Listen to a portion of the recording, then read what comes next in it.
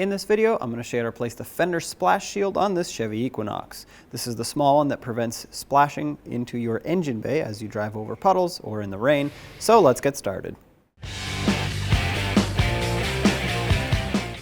With a 22mm socket, remove all 5 lug nuts and then pull the wheel off.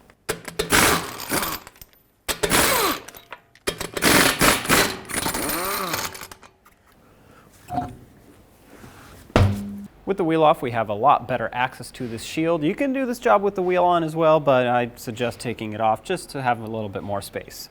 All that holds this on is several push clips, so grab a trim tool, pop out the center, and remove the rest of the push clip, and then remove the shield.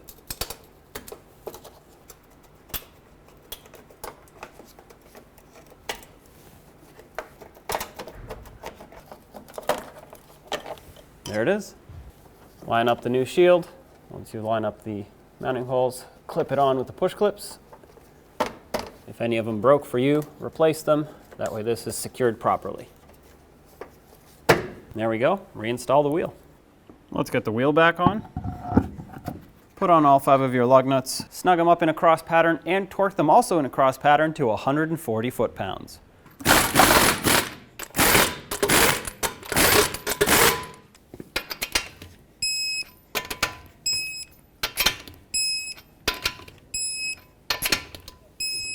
Double check them.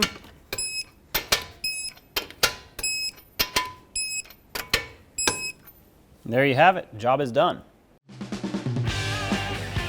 When only the best will do, demand TRQ. The only company that lets you view before you do.